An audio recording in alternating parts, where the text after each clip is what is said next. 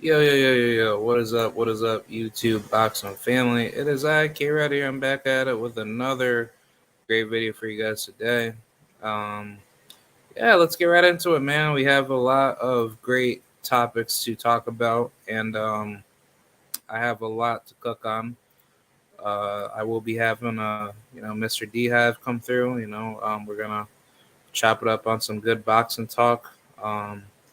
Kind of hated that StreamYard limits me on my streaming hours, so my backup will be using OBS, and then I'm probably going to use I don't know, like I want to use Google Hangouts, but I don't think I could do that anymore because like you can't like invite people to your Hangout. But if you can do that, I could actually probably do it because on Google Hangouts, I think you could do video calls, but I think that's probably gonna be like my go-to situation because it's like I have like no other means to like make things easier.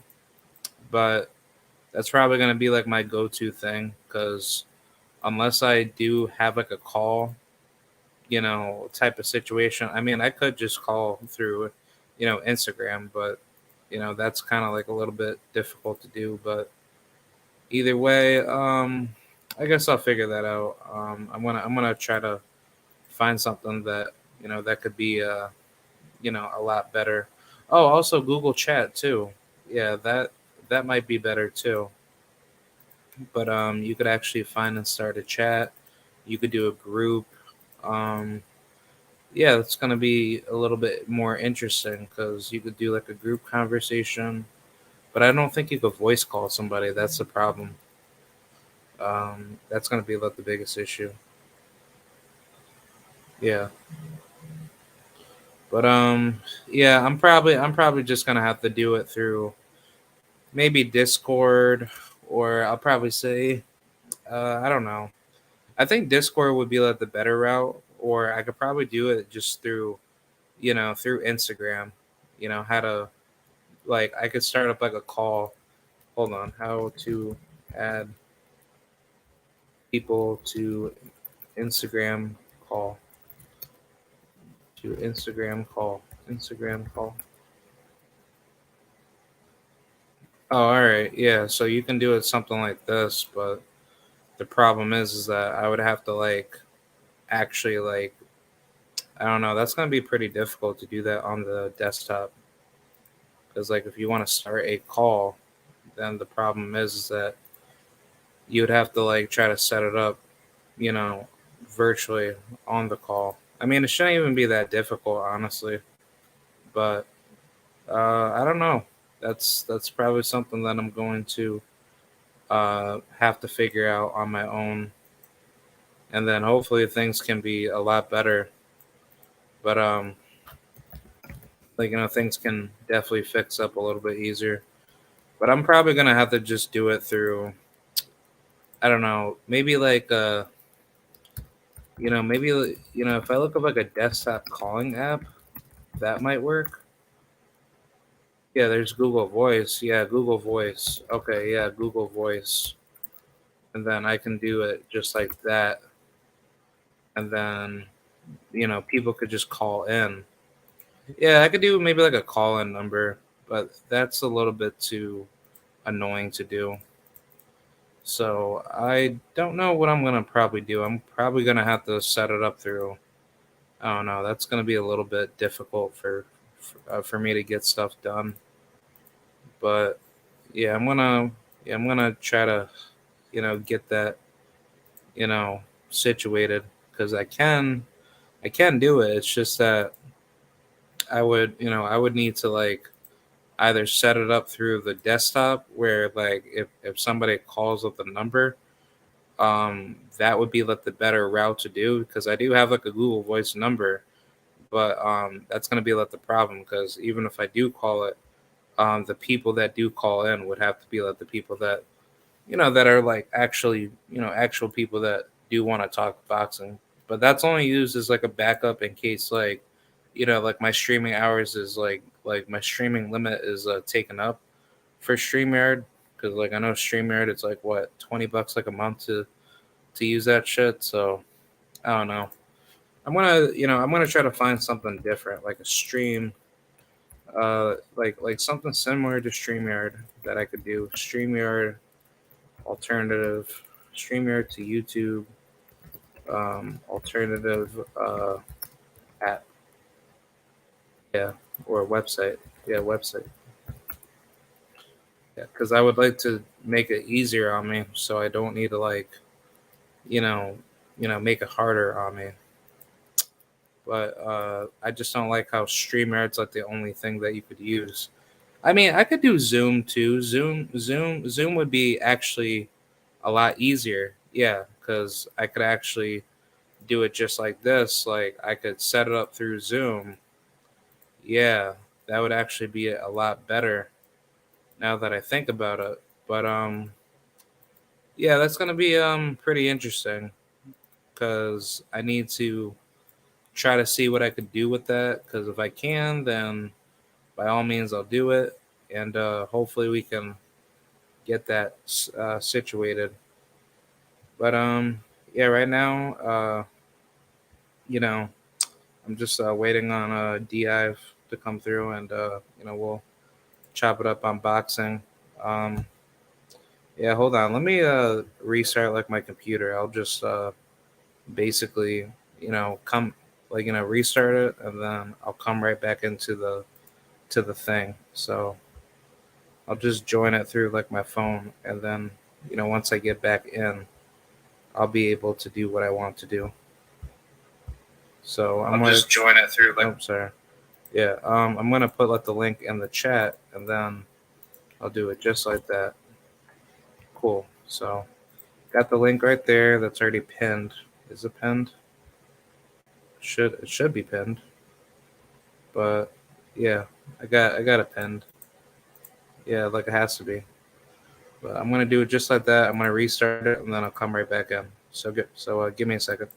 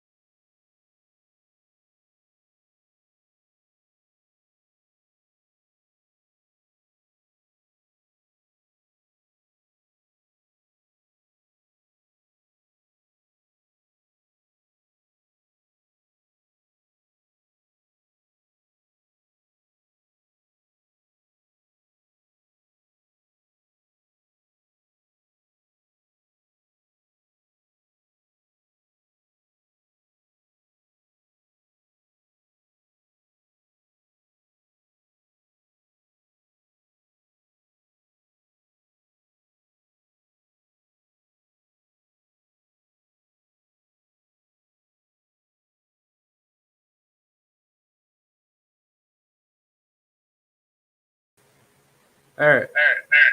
Oh.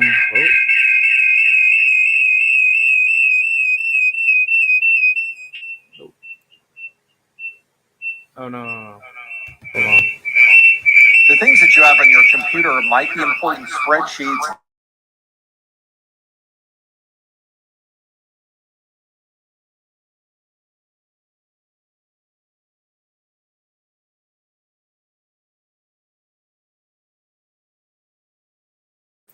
All right, yep, I'm back. So yeah, sorry about that. I was just trying to get things set up through the stream, but yeah, like I'm gonna get to talking boxing real soon. I just wanted to like experiment something just to make sure that everything was put in properly, and hopefully that can. Yeah, yeah. Screw that. So, all right, I'm definitely not doing that again. So, yeah. All right. So, yeah, like I'm just gonna wait up on the Hive to come in. Then we'll do it just like that.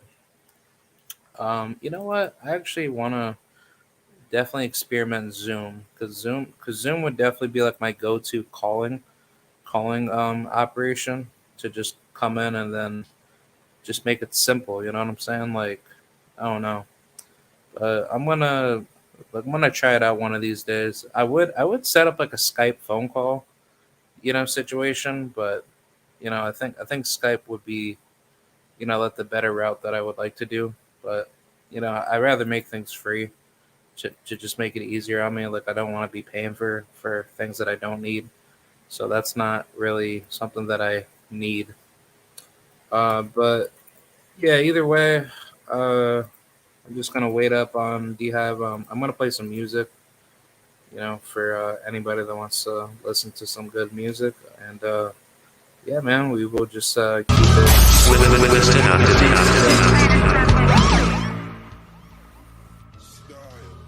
All right, sweet. No, bitch and Mike Tyson, you are no longer here. Leave me alone. All right, there we go. Yo, what's up? Hey, what's up, dude? How's it going? Fine. Happy to start my- Yeah. Your voice is low. It is? Oh yeah. Like I hear it now better. Like it was like a little bit low. Oh, okay. All right. Sorry about that. Yeah, that's all good. Yeah, like I got a bunch of topics to talk about. I was gonna get right to it with like the whole, you know, uh, Lomachenko comment that he made towards Devin Haney, saying that he's heavy like a heavyweight. Yeah, I mean, that's just it's the usual, it's the usual nonsense. Has your show already started? Yeah, it's already started. Wait, hold on. Let me make sure that this person's not like a troll. Because I was gonna say Artman is also live at the same time. I don't know if like y'all scheduled. Oh no. Like I didn't realize that he was going live. Okay, yeah. Yes. But yeah, no. I mean, like what you expect? What you expect? One week Devin Haney is a skeleton. The next week he's a heavyweight. It is what it is. Lomachenko never wanted to fight this dude. He never wanted to fight him. He never planned to fight him. He probably was praying to God he would get the Kambosos fight before Haney, and it didn't work out. It just didn't work out. So now he's got to go in here and do his best. But this is his last hurrah before he's officially a gatekeeper. It is what it is. So now, who do you think is Devin gonna face now? Probably Loma. I mean, shit. Unless Bob does a little switcheroo and decides to push Shakur in there, which I would actually prefer that. I mean, to keep it real, to keep it 100, my ideal scenario would be Lomachenko fight Shakur and Keyshawn fight Devin. That would be my ideal. Yeah, I was. That would be my ideal situation. I think that's a good fight. Right. Listen, that's not gonna happen. It'll probably be Lomachenko for whatever. Unless Bob really has no faith in Loma and decides to put Shakur in there. But I don't care. I think they both lose to Haney, so I'm not really tripping on it. Yeah, I think Loma would get dog walked by Devin, and I think Shakur. Shakur versus Devin will be like the biggest fight in boxing, or one of the biggest fights. But I think Devin will outpoint Shakur. But if he hurts Shakur, it's not going to be by much. I think it's going to be like a flash knockdown type of punch where Shakur's not going to see it coming, and Devin's going to figure him out real quickly. But the biggest problem that I have is Devin needs to start getting more defensively responsible against technical southpaws, and I think the perfect opponent for Devin would be Frank Martin, because that's a great style matchup. But have him be more educated with his flaws against southpaws, and those fights with Loma, Gervonta Tank Davis, and Shakur Stevenson. Those fights will be a lot more matched, on an even level playing field. I mean, yeah. I mean, yeah, definitely an aggressive style that he has to face. I mean, I don't see anybody from that side coming over for Devin Haney. But after this is over with, sure, definitely at 140. I mean, Gary Antoine Russell is kind of like a better version of a better version of Frank Martin, with all due respect. So that should be interesting. Wow. Frank Martin next to Gary Antoine Russell? I mean, Gary Antoine Russell, at least in his, at least based on what he's shown as far as opponents go. I mean, his best win is Postal. Then he stopped Bartolome as well. So yeah, I would say he's a better version currently, unless Frank Martin chose something different. Yeah. I just never thought of it to be like that because I was thinking him and Frank are like two different fighters, but I guess they're aggressive southpaws that throw a lot of punches. yeah. There's only so much variety you could be getting. I mean, I think Frank Martin is probably, when it comes to boxing, is probably a little bit better, and Gary Antoine Russell, a little bit better when it comes to brawling. But Yeah, Antoine, he's a good brawler, but what I fear is just like the defensive lapses that he gets into where he tries to go for broke, to try to go for that big shot, but when he gets hit with something heavy, then that's just going to change the course of that fight. But you think when Frank Martin gets hit with something heavy? Oh yeah. Most definitely. I think the problem with Frank is that he tries to think that nobody's not going to hurt him, in his fight. So he doesn't respect the punching power of what's coming back to him. Especially in that last fight that he had against Jackson Marinez, right? That fight was very competitive leading up to the end, but I think the reason why Frank was able to stop him was mainly because he didn't respect Jackson's power, and he was just coming in, very smooth, to just think that Marinez wasn't going to land something heavy. And I actually thought Frank got wobbled like a couple times by Marinez's punches, but I think what Marinez failed to do is that he should have worked the body more, and he should have landed those leading jab uppercuts where he could push Frank back, because he did have the height and reach advantage over him. I mean, one thing I remember specifically was that what's his name? Was it Robert Duno? Robert Duno landed on him clean, and he was wobbled there, but then he, it only lasted a split second, because then he loaded up on a straight right and then knocked Duno the fuck out. So I think I wouldn't question his chin or his ability to take a punch, especially from Gary Antoine Russell, because Gary Antoine Russell, he's a puncher, but he's not like some uber duper power puncher that can get you out of there in one shot. So I wouldn't really be too concerned about that. I think that would be a competitive fight at any weight class. So that I wouldn't be worried about. I don't think that anyone has a particular advantage in that specific matchup. That's Yeah, speaking of those divisions, did you hear what Alberto Puello said in that PBC podcast? No, I didn't listen to what it was. Yeah, he said that he would beat Gary Antoine Russell. He would defeat Subriel Matias, Josh Taylor, Jose Ramirez, and Regis Prograis. He was basically naming his top 5 best 140-pound fighters, and he was just basically saying that I would like to fight all those guys, but those guys are never on my level. And he's basically looking into the future that he wants to be undefeated, beating everybody, in the division and conquering other divisions. Yeah, it sounds good. So when it's time to fight those people, I expect him to not say anything and just fight. I mean, I believe he would have whooped Josh Taylor. Yeah, I believe he would have whooped Josh Taylor. That's not particularly telling me anything that's special. He's Josh Taylor. We saw what a random guy that no one ever heard of did. So yeah, I believe he did that. But that's not particularly special. Yeah, the problem that I have with Puello is that when he gets pressed by somebody that's not afraid to hurt him, that's what's going to end up being the downfall of his, fighting style. Because he seems to be more trigger happy to landing his left hook a lot, but once you take that away and you start breaking him to the body and forcing him off of his back foot, he doesn't seem to fight well under that pressure type of fighting. So I think the right style to defeat him is that you just have to break him, mentally. I think Batir Akhmedov showed the blueprints in that fight that he had with him. But the problem was is that Akhmedov he didn't let his hands go enough to like actually show enough separation because some of those swing rounds could have been Puello rounds, but like I personally believe that Akhmedov did enough to win, but it wasn't like a wide margin of like a close fight. It was like a really neck and neck type of fight where like you can't really determine who actually really won.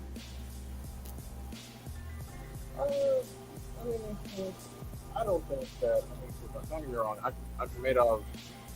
Akhmedov's good and all that, but I don't think I needed Akhmedov to tell me what Puello's limitations are. I think Matias would beat his ass. I think Regis would beat his ass. I think Gary Antaros would beat his ass.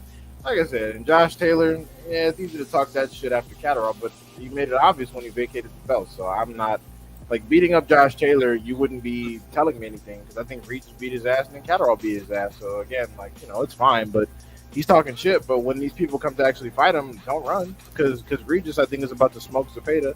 So when that happens, I expect you to want to unify ASAP. Don't run. Don't go anywhere.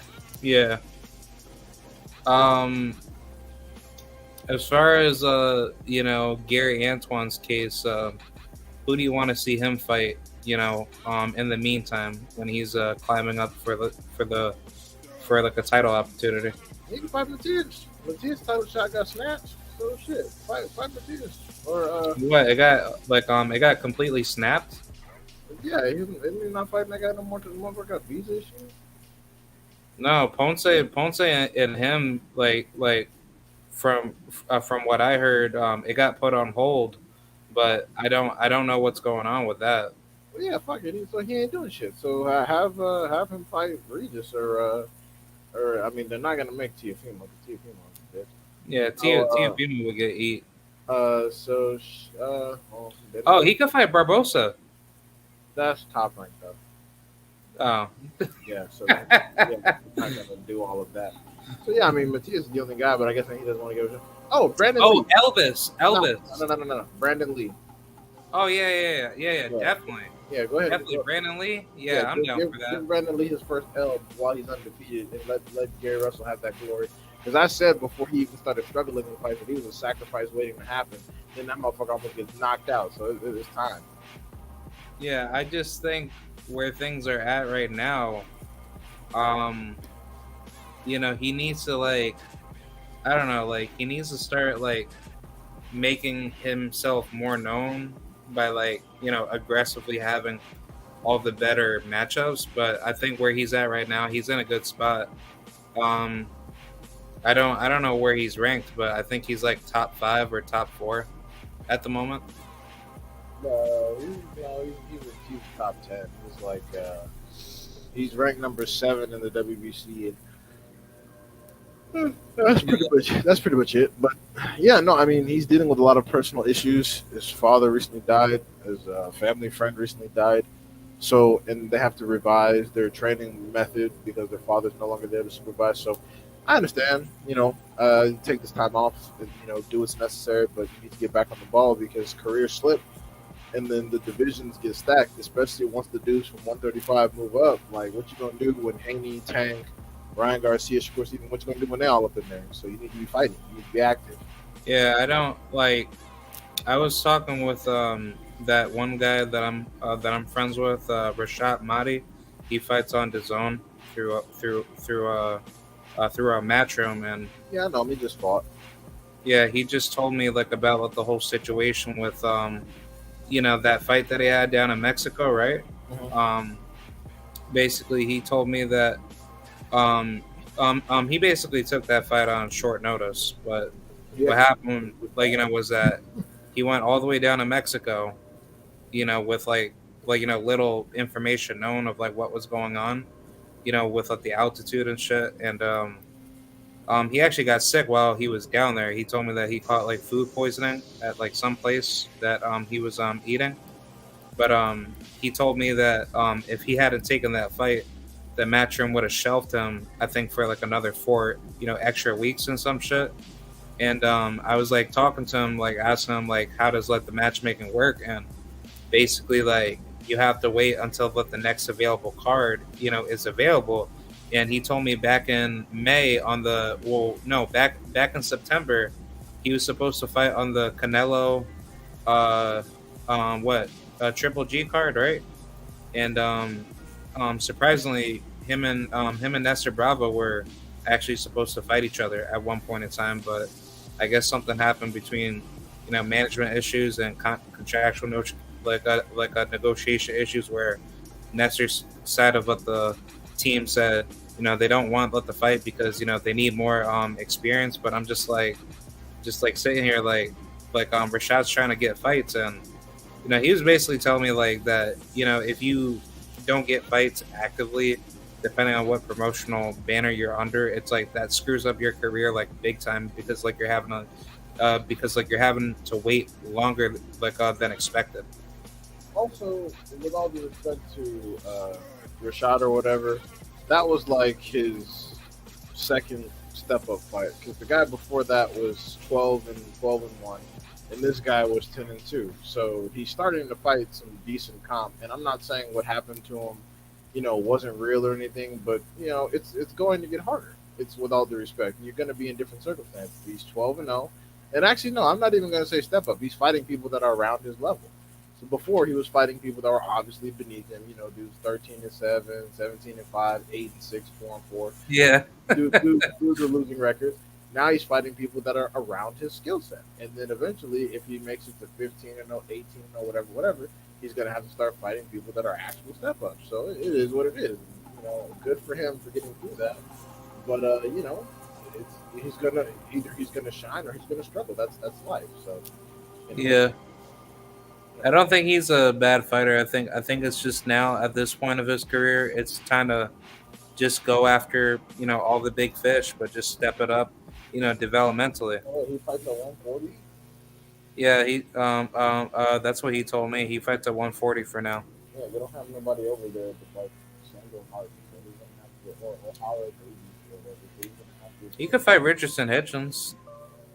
Oh, Richardson Hitchens has got Montana Love. Montana Love his next fight. Back with what? Richardson Hitchens is gonna fight Montana Love if they both win their next fights, I believe. Oh yeah. After he beats up on, well, see, I don't know too much about that Spark guy, but if he loses to that guy, that's not gonna look good on him. But if Hitchens, he's fighting Yomar Alamo, that Puerto Rican dude, but he should very well be moved like a lot faster, above Montana, and I think theoretically him and Montana would be the better fight to make, and Richardson, if he beats him, then that'll be a very good fight, to sell. And then after he gets that victory, I think what he's trying to do is that he's trying to he's trying to make himself a lot closer to a title. So I think he's trying to go the IBF route to make his his climb a lot easier. Neither one of them are ranked top 10 in any sanctioning body, so I wish them both the best of luck. But yeah, no, I don't see their names reflected here at all. I think let me see. Well, fucking Montana Love is ranked in the TBRB, but outside of that, nothing. Yeah, I'm not seeing either of their names right now either. I could have sworn that I thought that I saw Montana's name floating around, but probably not. Montana wouldn't really be either champion right now, so I'm good. Yeah, I don't see his name at all. Yeah, and that's appropriate. He hasn't really fought anybody. He hasn't really done anything. I mean, his best win is branching, and that's not something bad. I actually see his name, listed for number 13 through the WBC rankings. Yeah, that means nothing. He still has to fight probably 2 or 3 more fights before he even gets close to an eliminator. Oh, and through the IBF, it says that he's ranked number 6. I don't see that. I see I see Jack for the IBF. I see Jack Cairo on number 6. Oh, okay. So I'm probably looking at a wrong source. My bad. Well, I'm just on Wikipedia, so maybe you have the right one. I have the wrong.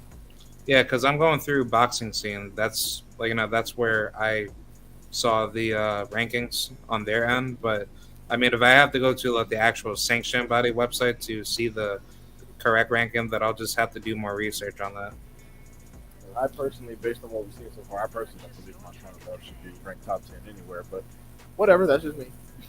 that. Yeah, Mister, carrying French bulldogs to the boxing. He's a good fighter. He's just not like, what is he gonna do when he comes up against the top 10? What is he gonna do? Who's he gonna beat? Like, Yeah, and he better stay away from Sergey Limpinets. Limpinets will beat him. maybe. I mean, I think so, but maybe. I mean, we'd have to see. But Lipinets is, now that Lipinets is back at 140, we'll have to see. Like, but Regis Prograis again beat the shit out of him. Matias beat the shit out of him. Perro might beat the shit out of him. To be quite honest, based on what we've seen, Akhmedov might beat the shit out of him. So it's like, yeah, like I'm good. I don't really care. Like he'll just be taking up space. Yeah, I think Kenneth Sims Jr. could beat his ass.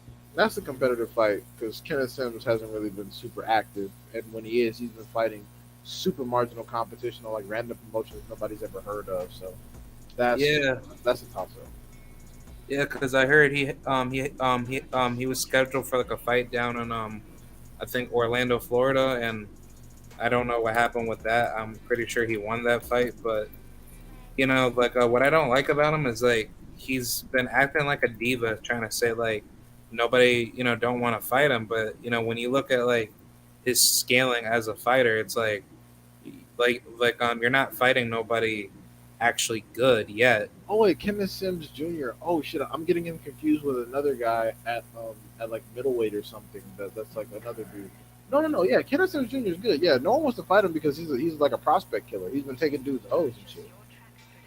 Yeah, he's very well. I think personally he should fight Richardson Hitchens. Or no, Gary Antoine Russell because they both on PBC. Yeah, that's what I'm thinking, but I'm not too sure of like how that's working out business wise. Between yeah, if he's really let Kenneth Sims go ahead and fight Gary Antoine. That's some good shit. be the leading prospect against a prospect killer. That's a good ass fight. Yeah, because Kenneth Sim Jr. that'll be a difficult fight for Gary Antoine, but I think Antoine will stop him. Yeah, I don't think it's gonna be difficult. I think Antoine will beat his ass, but it's still a good fight. I mean, if they're both not doing anything, why not? Why will we not make it? That's why I said Gary Antoine should fight like Matias or somebody because like they're just languishing, they're just sitting there. Yeah, I think it's because like not a lot of guys want to fight tough opposition where they end up losing, and then the sanctioning bodies will try to screw them over to say, oh well, you lost to this guy, don't you know that Cody Crowley guy when he beat Kuchertillo, Abu Dakarov, he was like what #1 in the IBF, right? Yeah, but when he lost to Cody was able to like jump up through the rankings that fast, and I'm just like, wait a minute, just because he beats him doesn't make him bypass through all the other guys. Like he should at least be like a top 6 or top top 5 fighter, but don't put him in the top 3. Yeah, and I mean shit. And Cody Crowley himself, with all due respect, he's not fantastic. He doesn't even beat the top 5, top 6 guys. So but that is what it is. Like Cody Crowley is ranked like number 6 by BoxRec in the welterweight division. Like all the top 5 would watch him. So yeah.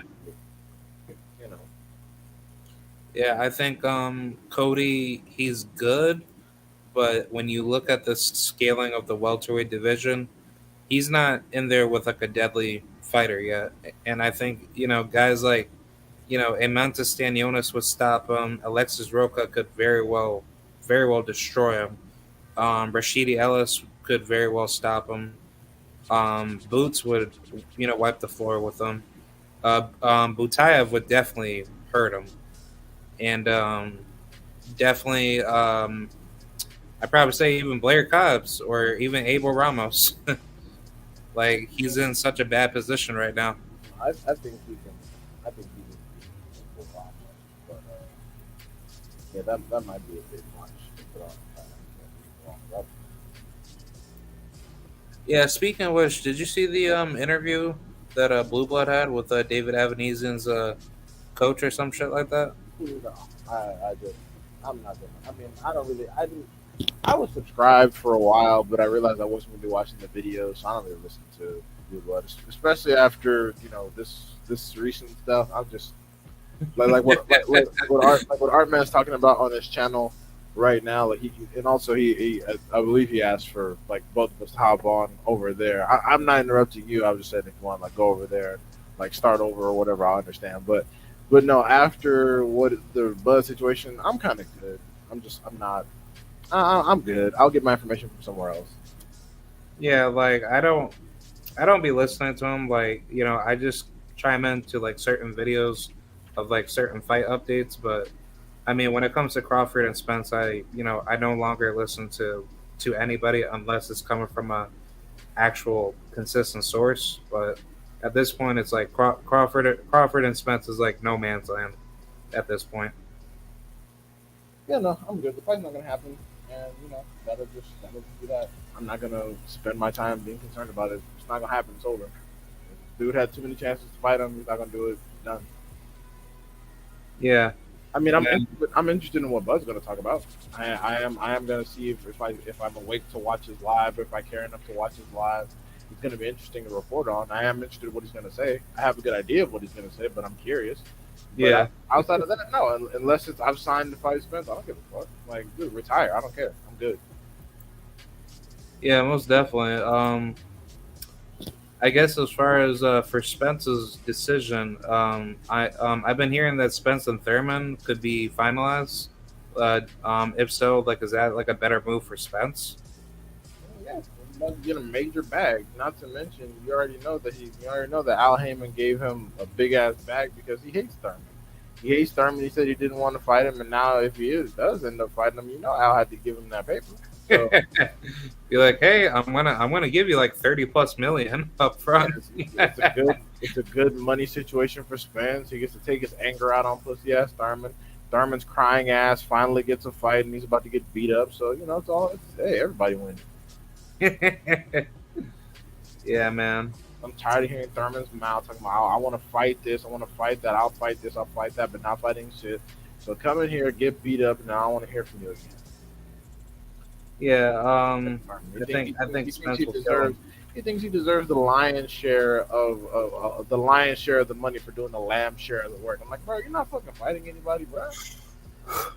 Shit, if he stayed active after that Pacquiao loss, he probably would have built up his pay-per-view numbers to be massive by now. Well, he's a pussy. He didn't want to fight. He didn't want to fight any of the up and comers.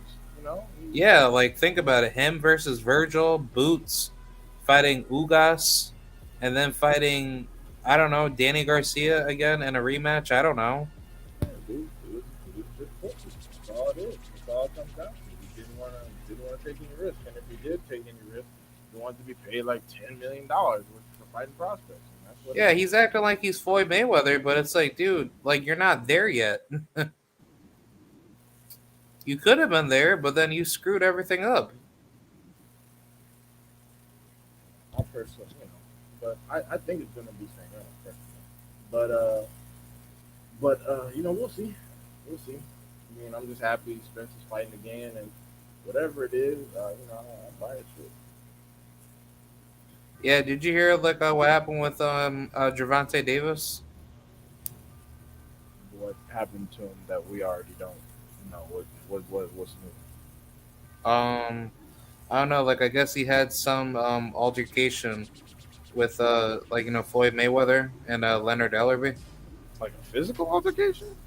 No, nothing physical. I think it was just like a verbal back and forth conversation. But I think I don't listen to those fucking bozos. They can argue amongst themselves all they want. They don't say anything productive. Man, I don't care about what they're saying. Like one day it's I'm not signed with them. The next day I need out of my contract. The next day I'm not signed with them anymore. I can do what I want. The next day on my contract, I don't care what the hell they talk about. I really do. I don't listen to any of them. Yeah. Speaking of which, now that Gervonta seems to be his own boss, does that mean that we could get Tank versus Haney right away? No, because we don't know that. That's just some shit that Tank said. We don't know if that's true. Yeah, that's what I'm thinking too.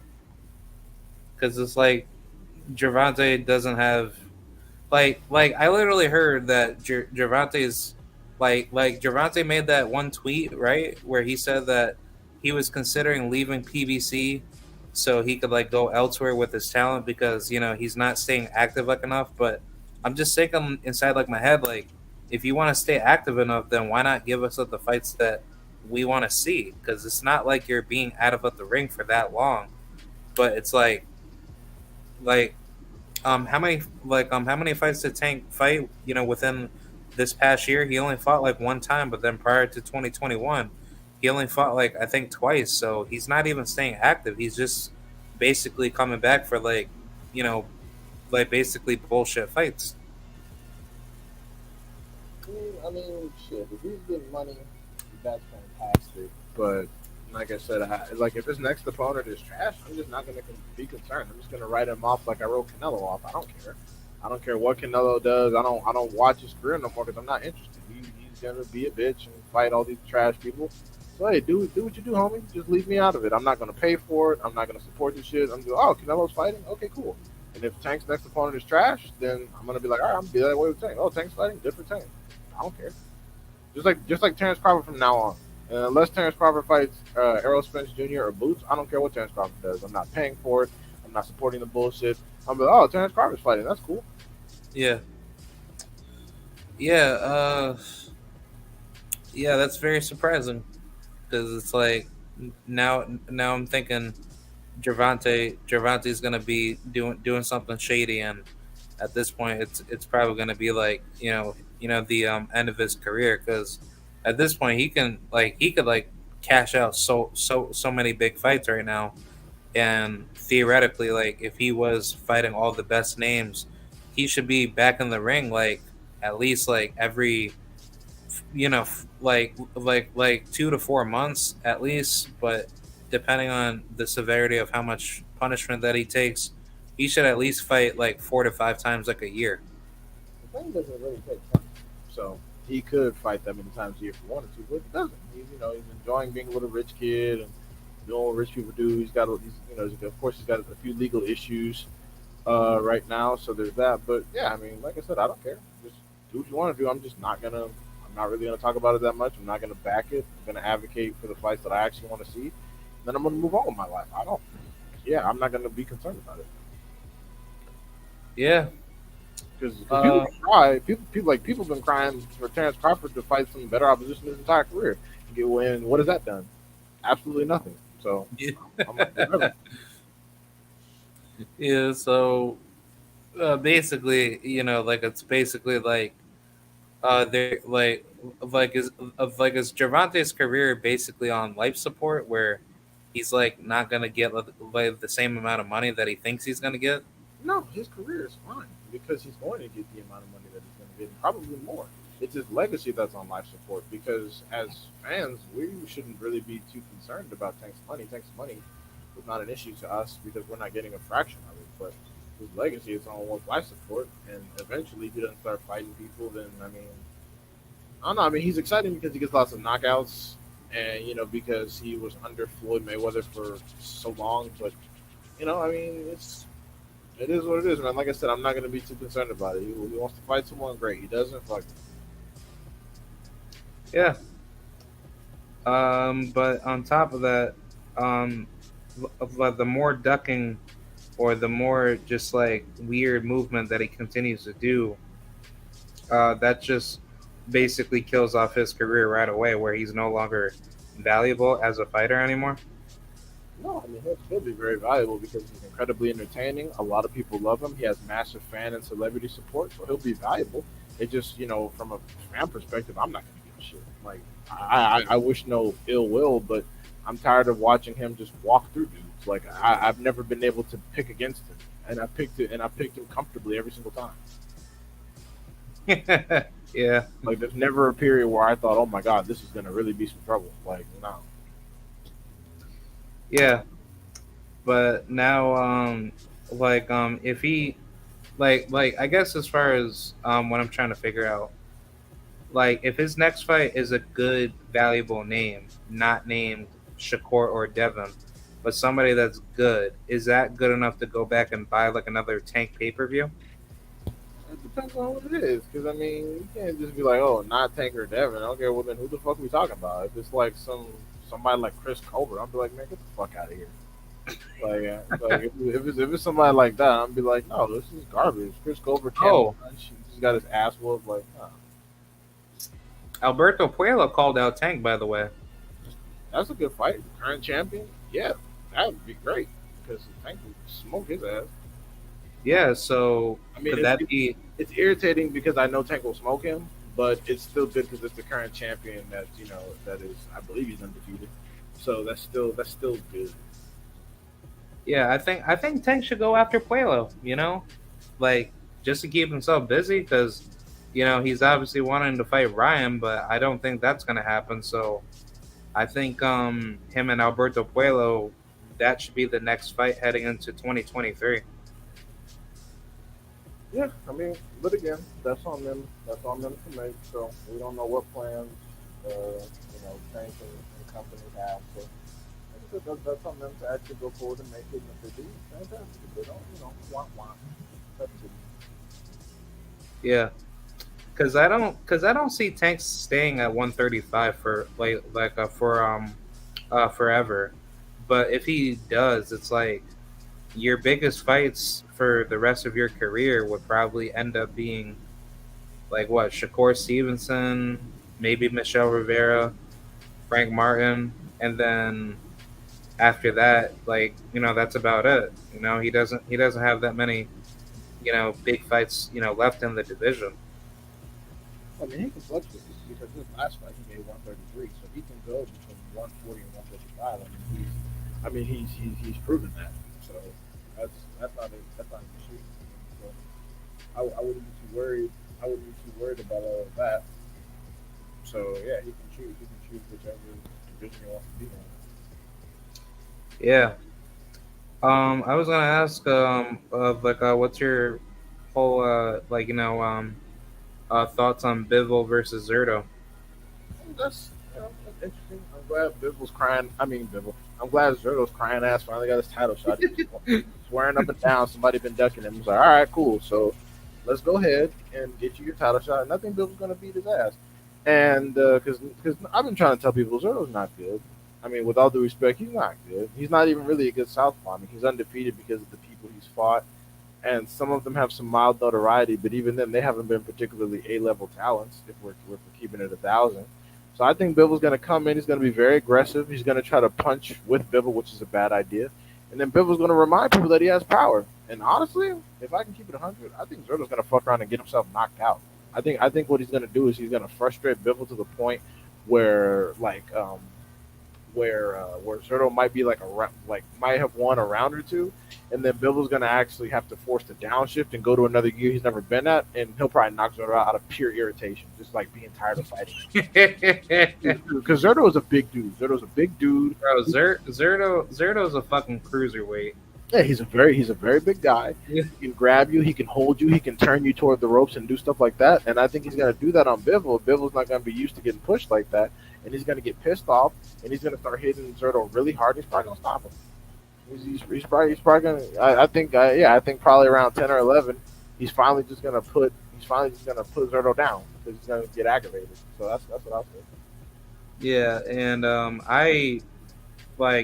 picking Bivol to knock out Zerto, and a lot of these weird Zerto fans are just weird ass dumb casuals trying to say like, oh, since when has Bivol ever knocked anybody out? Blah blah blah, and it's like you don't need to knock somebody out to hurt somebody. Like if you have good punching power, but the other fighter has a good chin, but they're not able to press you, but you're able to press them, then that shows that you have power.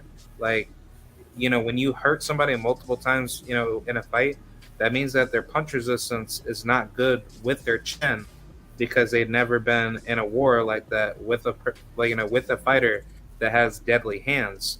So like with Gervonta and Deontay Wilder, those are two great examples of guys that have a lot of power, but when they load up their shots or they set their shots up with good like boxing technicality.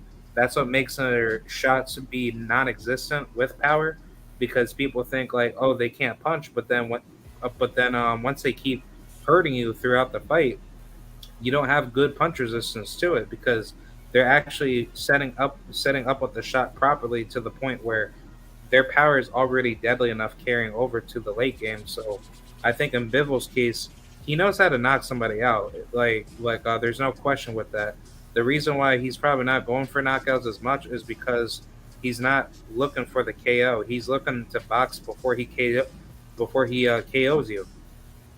Well, I mean, in order to get a knockout, you have to take a certain amount of risk. And, Bivol's just not a fighter that does that. He's the type of fighter that he doesn't work harder than he actually needs to. He has a good gas tank. He has decent power. He has very quick hand speed. And he rather preserve his energy for emergencies in case he gets into a situation in which he needs to bail out. He rather preserve his energy for that and just cruise to an easy unanimous decision than actually trying to go for a knockout and risking something.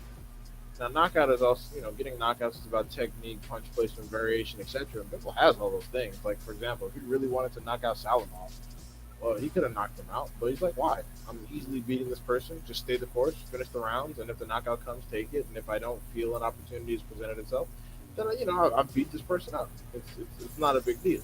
And Bivol, his last knockout, yes, was Sullivan Barrera in 2018. So it's been a while, but he's dominated everyone else. All these other ones they haven't been questionable decisions at all. It's been Bivol washing dudes for almost 12 rounds. Like even roided up fucking Pascal. He had enough power to keep. He I had. was just about to say that he could have stopped his ass too. Well, no, I wasn't gonna say he could have stopped roided up Pascal. I was gonna say he had enough power to keep his big ass off him.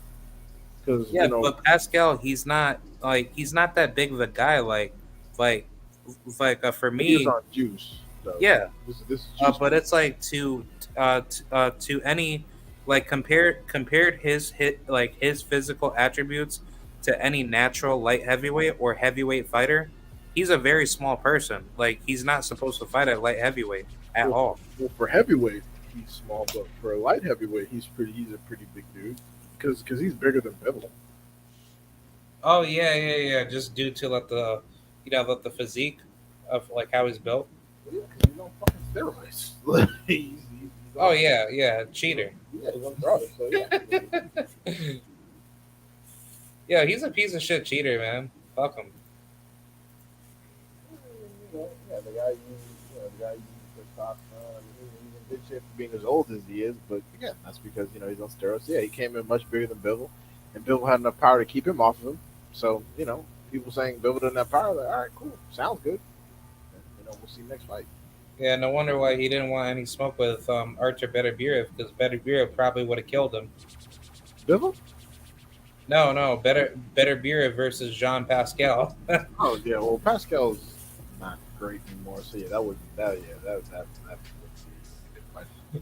Yeah, I just find it crazy how he really thinks he's accomplished so much in his career, but you know I guarantee you, all the world titles that he's won, he had to cheat, in order to be successful. Yeah, that's probably true. I mean, probably much like Kovalev and Tyson Fury. They've been on stuff as well, so yeah, probably. Yeah, it's just crazy, man. Um, as far as Bivol, if he is successful, does that open up the door for him and Beterbiev for undisputed? That's what he said. He said that's the fight he wants. I hope he gets it because that's what we've been waiting on. Those two motherfuckers. No one's ever put any pressure on those two motherfuckers to be fighting each other, and they need to. They're both Russians. They're both undefeated. They both punch real hard, except Beterbiev is all knockouts. So, Bro, it's a good Beterbiev, fight. he's a killer, man. Yeah, it's a good fight. I hope we get it. I mean, shit, it's very like it's a toss up because Bivol has the speed to not get caught by any of his bullshit. He has the jab, he has the power and things like that to keep him off him. But then Beterbiev can just start clubbing and then that's it. So it's very hard. Yeah, I think Bivol will beat Beterbiev, but it's not going to be easy. That Beterbiev's pressure is going to catch up to him, but I think Bivol's jab is going to definitely break him.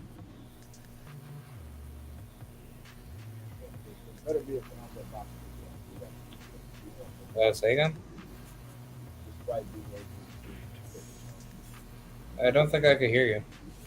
on. I was just gonna say that Better Biev is still a very talented boxer, despite the fact that he punches very hard. So we can't forget that.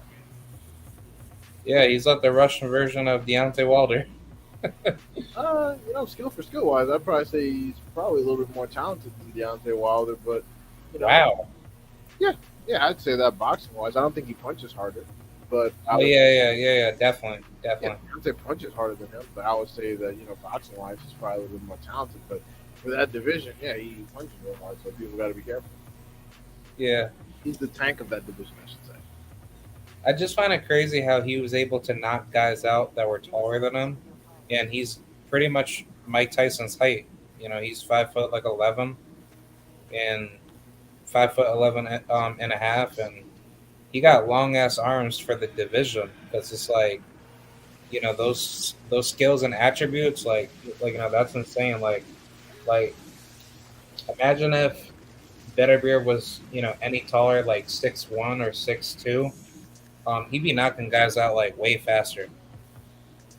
Well, he does a lot of those, standard Eastern European techniques, like holding and hitting, cuffing behind the head, shit like that. So that's what also gets him a lot. Oh yeah.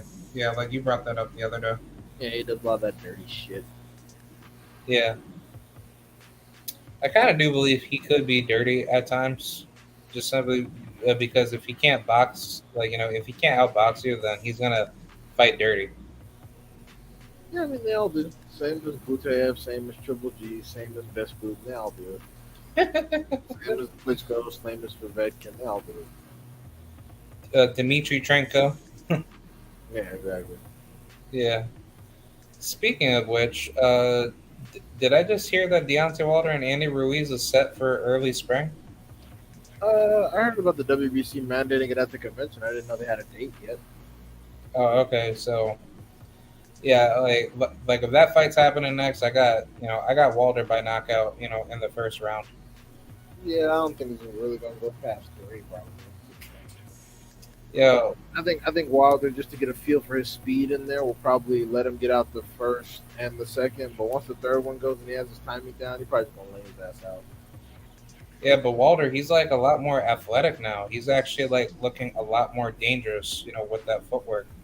That's true, but Andrew Ruiz is still incredibly fast, and as we've seen, he doesn't need a whole lot of punches to put down a significantly bigger guy. Because he put down someone that was not only around Wilder's height, being 6'6", but also someone that was significantly heavier than Wilder. That was heavier than Wilder, like 20 pounds. So we still got to be mindful of that. You can't just write him Yeah. off because he's 70. I still even believe the prime version of Deontay Wilder with a prime Andy Ruiz, like if this fight was set up for undisputed when Andy won against AJ that following 2019 versus that version of Deontay Wilder would just blow through Andy Ruiz like so fast in that fight. Yeah, but it's I even think that this fight will be a lot more memorable and a lot more valuable because but the real fans like us we'll view this as like the two would be undisputed kings of that division because Deontay Wilder and Andy they should have fought each other a long time ago. Yep, I agree. But politics and such. No one wanted to give AJ any step aside money for them to unify the division or anything. No one wanted to do all that because they probably knew that Wilder would probably win. And as opposed to just having a rematch, a fat, greedy Ruiz, they're like, shit, if we hadn't have to fight Wilder, we're not gonna do that. Yeah, it's so crazy because it's like I'm pretty sure Andy would have taken the fight with Deontay, but it's just like why didn't he speak up at that time frame to say, look, like fuck AJ, me and Wilder should run it, and then the winner fight AJ. That's how it should be. In a perfect world situation. Yep, I agree, but it's not how we live. It's the same reason. It's the same reason why Charles Martin, as opposed to Fighting Wilder, he just went across the pond. Yeah, just sold his belt to AJ within 6 months. Yeah. Absolute sucker. Yep. Actually, speaking of which, I was gonna bring up women's boxing, but Clarissa Shields and Savannah Marshall did over 6 million views globally. Yeah, so it was it was a very good fight, highly controversial. A lot of people had Marshall knocking her out. I personally didn't. I'm glad I got the attention it deserved. It was definitely a very good fight for the card. Both Michaela Mayer and Bumgarner were there too, so it was all good. Yeah, what was very telling was that Clarissa said on Sean Porter's podcast that on the night of the fight, when she fought Savannah, Savannah rehydrated to like basically a cruiserweight the night of the fight. So that's where all of her power really comes from. She basically, you know, like I'm not gonna make the assumption if she's probably juicing on top of that, but it wouldn't surprise me if she's like using some form of like a you know I guess like a physical supplement to rehydrate enough where she's able to have all this artificial power with her shots because it's like, if you didn't have all this weight to rehydrate with and you were basically 160 on the nose on fight night, you wouldn't be having all this power because, I've seen some girls that are, fighting at 160 in certain fights and they come in at 160 on fight night or a little bit heavier. I'd probably say maybe like 5-10 pounds or more, but no more than at least maybe like 10 to 15 pounds over the actual weight. But they don't punch that hard. It's like for Savannah's case, like she shouldn't be able to like rehydrate up to 30 plus pounds, almost being like a borderline cruiserweight heavyweight fighter. I mean, yeah, that's the nature of the beast. I mean, that's why her fans gave her the upper hand over Shields to say that she'd be able to handle her, she'd be able to hit her, she'd be able to hold her, turn her, because of how big she is. But didn't work out all the way. Yeah. Now people are talking about like a rematch, and I'm just like Clarissa doesn't need a rematcher. Yeah, I'm not sure why it's always only us that need to get into the rematches and put in something, giving them handouts and stuff like that. Yeah. Speaking of which, if that fight doesn't happen, I think I think me and you have spoken about it in the past, but I think her and Franchon Cruz would be like the next best fight right now. Or actually, I want to see Franchon go up against Shadeja Green, and then the winner fight Clarissa.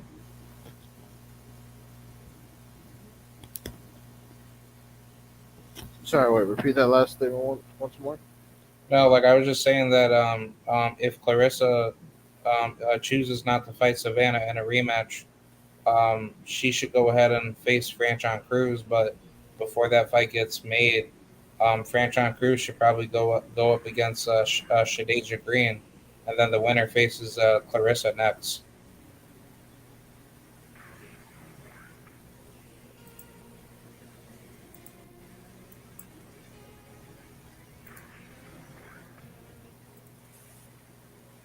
Can you hear me? Yeah, I can hear you. No. But yeah, but I figured that I bring that up. Wait, which one? I'm sorry, repeat the last part. I think maybe I cut out for a second. Yeah, I was saying that if Clarissa chooses to not fight Savannah in a rematch, the next best fight available should be Franchon Cruz. But before that fight happens, Franchon should go up against that one girl named Shadeja Green that everybody keeps talking about. And then the winner of that fight should just go ahead and basically face each other for a spot to face against Clarissa Shields. Wait, but if Franchon is undefeated and Shadej doesn't have shit, Franchon shouldn't be going up. Shadej just be coming down. Yeah, that's what I'm saying. Like it doesn't make any sense. Okay, yeah, because you said that she should go up, and I'm like, well hold on, no, if she has all the belts, so yeah, Shadeja should have yeah, Shadeja should have to come down, should have to come down some. Yeah, yeah. This is pigeon here. Like I don't feel like I don't need you, dude. See you later. All right, but yeah, yeah. Like I don't think Clarissa's career is really, how should I say, like she doesn't need to be boxing anymore, but she's just kind of like getting big, like no big paydays at this point. So Yeah, this is a good 7-figure deal, and hopefully she can run. I mean, shit. At this point, because she's putting in work against actual opponents, she needs to do what Terrence Crawford does: leverage a multi-million-dollar deal with these British people for another Savannah Marshall fight, and in the meantime, in between time, be slaughtering their bums. And any time, and any of the other time, the mother hoes want to come up off their divisions to get some, come get some. Just come get some at 154 or 160. Ooh. Stop playing like Serrano, Katie Taylor, all y'all down there, McCaskill, wherever the fuck. If y'all want, if y'all want to come up and prove yourselves, just come up and wait and come get some. And then when she beats y'all up, y'all can go back down. It's fine.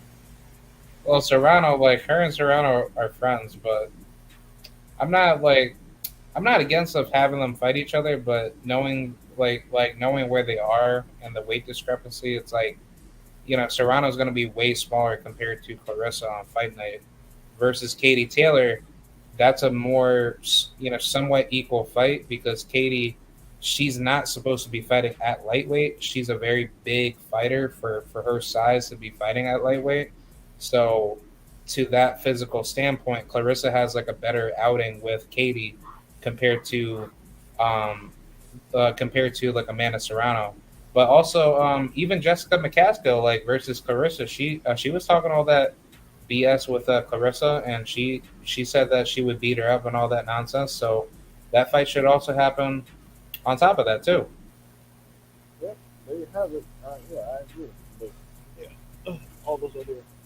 I mean, I'm not saying that those are like particularly good fights or anything. I'm just saying if all those people, if all those people want to come up and actually test her out, then they got to come up some. Yeah, ain't no way she coming all the way back down there. I mean, y'all haven't. I mean, the what's the name? That one chick is McCaskill, I believe. She's pretty much undisputed right now. But as far as the names and sales and recognition, she hasn't accomplished as much as Shield. So y'all Yeah, got but she's basically doing what Katie Taylor's doing.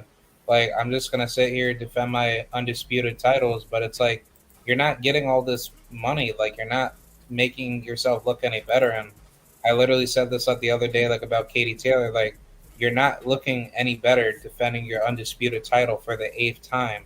You're not looking like a better fighter because Amanda Serrano, quote unquote, arguably has a at asterisk behind that victory. And more people are talking about you and Serrano versus you staying at lightweight, defending those titles, and you're not really doing anything. So, like, if anything, Katie Taylor should be like a real champion to just move up in higher weight classes and face other champions because at least that way, that'll free up the lightweight division. And then she could just do the same thing, go get titles in those divisions. Like, she's already like a two division world champion. So it's like she can't make the excuse to say, oh, like, I don't want to go up to 140 because 140 was too big for me. No, like, you were able to make the weight in that weight class. So why can't you just do it now? It's like you're already like what, like 36, about to be 37, but it's like you're not going to just make that excuse to say that you can't make weight for 140, but then you're going to try to say like 135 is perfectly fine when you're already sacrificing like enough to make 135. So at this point, just cash out, just go up to higher weight classes and try to reach for the highest achievements in those weight classes. I think Katie Taylor is just not confident. Yeah, I mean, Katie Taylor's a fraud. I'm keeping 100. She's a fraud because I watched her lose twice to Pursunes, and with Serrano lost that fight more than Katie Taylor won it. I scored it to draw, but it was Serrano making defensive mistakes is what allowed Katie Taylor to score more than Katie Taylor's boxing ability. Yeah, but if she had defense, then she definitely would have made that fight a lot easier. That's what you're saying. Well, no, I'm literally saying that if Serrano had just simply kept her left hand up for more often in the fight, Katie Taylor would have won almost no rounds. Yeah, so That's it. if she was defensively responsible in that, right? Yeah, I mean, that's all she had to do. Like, she didn't even have to move her. She didn't even have to move her head or anything. But she just kept allowing Katie Taylor to score looping right hooks. If she just would have kept her left hand up, she would have won the Yeah. fight easily. Katie Taylor, because that's where Katie Taylor was scoring. She should have did the same thing what Errol Spence did, to Kell Brook. Keep your left hand up, but apply pressure to the body, and don't try to swing for those head hunting shots. Because what Errol Spence did to Brook, he actually set those shots up beautifully, but he was killing Brook to the body to the point where his hands were getting low, and then he started landing those jabbing shots to the solar plex, and then once he started combination, with the uppercuts and the hooks, to the body, to slowly crave in to the inside more to allow Brook to get stopped, or just basically get brutally hurt. I think that's what made him a lot more successful with his style. So I think if Amanda had done that similar to what Spence did, that was a perfect style to definitely knock Katie out. Well, I mean, after the middle rounds, once they saw what was happening, and she actually had what's the name? She had Taylor hurt around the fifth or sixth. She should have went in and pressed for the kill, but it happens. Katie Taylor recovered. She started to land some more shots, and Serrano couldn't finish her off. So I mean, it happens. Like I said, I scored the fight a draw, but Yeah. you know, it's unfortunate. But Katie Taylor talking about she want a rematch, so Serrano should go ahead and take that. It's good money. Yeah, Serrano Ben wanted about the rematch. It was Eddie Hearn making up lies, pretending as if Serrano and her team didn't want the rematch, and Katie's just sitting there behind closed doors, trying to act like Eddie Hearn is correct about everything, and she's just not speaking up for herself, which is weird. But I mean, if you don't want to fight Amanda at all, it's that's perfectly fine, because if Amanda is successful in her own campaign to get undisputed at 126, then she could just do the same thing at 130. The winner between her and Erica Cruz going up against Alicia Baumgardner and Choi. At least Serrano, she can just call it quits after that. Or if Katie has the urge to fight Serrano again, which I think it should happen again, and Serrano was already saying yes to the idea of going out to to Ireland, right, to fight Katie. So it's Serrano, she's already primed and ready. It was Katie and her team trying to make up with the weird excuses through Eddie Hearn's talking points to say that Serrano and her team never wanted the rematch, and just making up false lies, just trying to create controversy. Well, I'm not. I mean, don't get me wrong. I like women's boxing, but of course, I don't follow it as closely as I do men's boxing. But that's a good fight if they can make it. So hopefully they choose to. Yeah, but if Serrano makes those adjustments, you're basically saying that that's a bad style matchup for Katie altogether. I mean, yeah, I think she wins. If, if she's like I said, if she just keeps her left hand up. I mean, unless Katie Taylor's figured something out and is going to adjust to that. But yeah, I definitely think that she wins if she just keeps her left hand up. Yeah. Yeah, either way, I want to see the rematch. I think it needs to be back over here in the States. I Why? love lost. Madison Square Garden. Huh? So why would it be back in the States when Serrano lost? No. I'm just saying, Mark. I'm just saying, preferably it should be back in America, because it generated a lot more fans to the Madison Square Garden to have that fight. I'm just saying, venue wise, but I understand politics wise. Katie would want it in Ireland, because she did win. So I don't think she lives in either. Does she still live in Ireland? I don't think so. From what I've heard, she mainly lives in America, or she goes back to the UK to train. But I think most of her training camp is here, and I'm pretty sure she lives here. But I don't think she ever goes back to Europe that often. I don't think she really does that. I think she does that when she gets ready to fight over there. But after that, it's just basically she doesn't really actively live there, from what I'm told, or from what I hear. Oh, I always assumed that she still lived in Ireland, but whatever. Yeah, like I think Katie's just more acclimated to like America rather than Europe. I don't think she really ever goes back over there too often. But yeah, on top of that, I was also gonna ask, did you hear what Keyshawn Davis said the other day?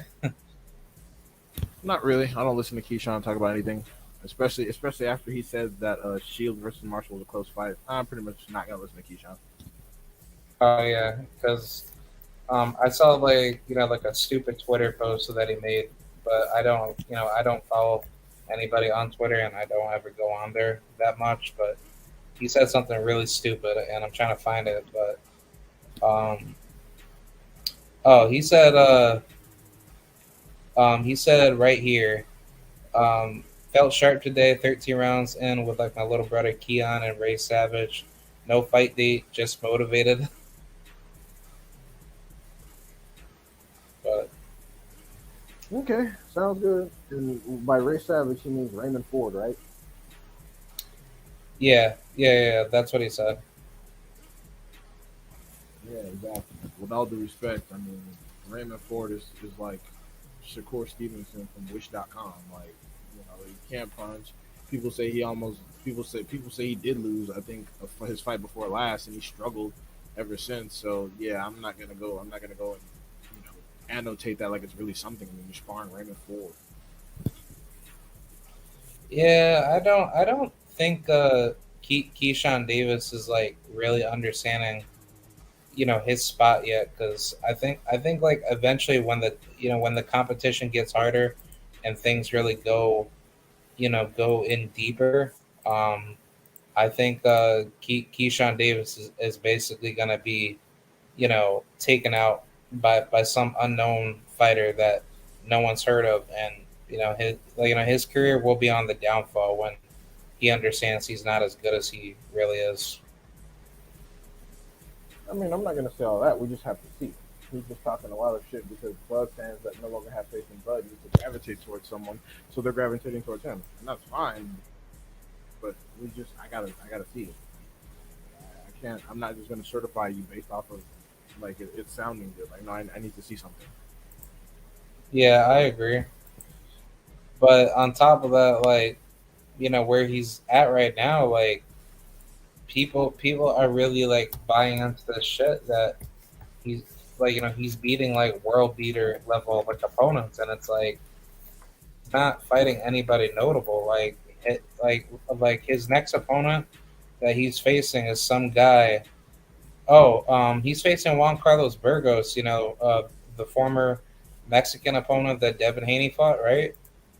And he had like a I draw with like Burgos. Angel. Oh wait, what? I said I like Burgos. He had a very entertaining fight with shit. I Angel forgot his name. Fierro. No, that wasn't the fight I was gonna mention. That was Starlin Castillo, Xavier Yeah, Martinez. yeah, with the Castillo. That was a good fight. That was a very good fight. Yeah, that was a very fun fight to watch. I actually enjoyed watching that fight. And yeah, so Burgos is tough. He might not knock him out. Burgos is very tough. Yeah, Burgos, he actually hits pretty hard, and if that fight ends up like the Mesa fight that Keyshawn had in the past, um, yeah, Burgos could actually, potentially drop him or maybe stop him because he has like a lot of power. Like a lot of people don't I don't really think talk about that. I don't think it's gonna be that serious, but I think he has enough power to make people. I don't think he's gonna do anything crazy like that. But I do think that it isn't going to be an interesting fight, and Keyshawn is going to have to be a little bit more defensively responsible, and then we might even get to see some wrinkles. So we'll just have to see. Yeah, but what if Burgos actually stops, Keyshawn Davis? I don't see that happening, but it would be interesting to talk about. I just, Burgos we can't all of a sudden, treat Burgos like he's the ultimate badass because he hasn't shown us anything particularly spectacular. I mean, he's a good fighter, but when it comes to actual success, Yeah.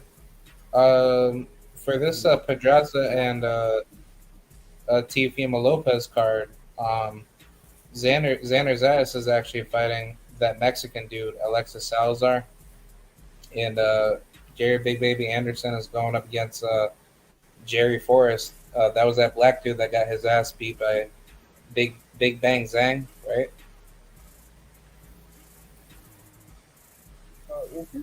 that's one thing I don't like. People keep talking about Air Force.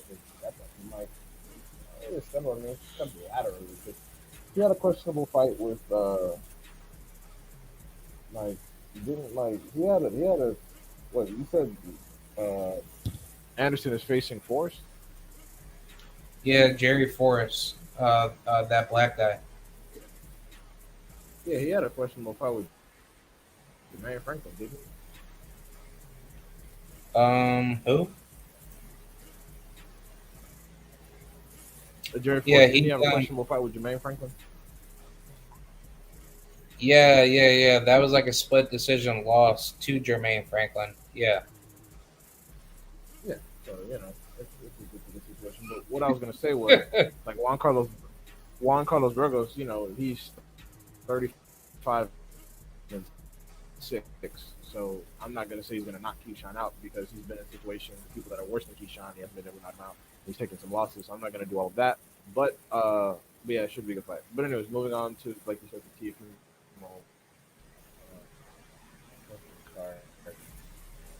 I think honestly, should be Jared Anderson should be fighting Big Shot Shaw.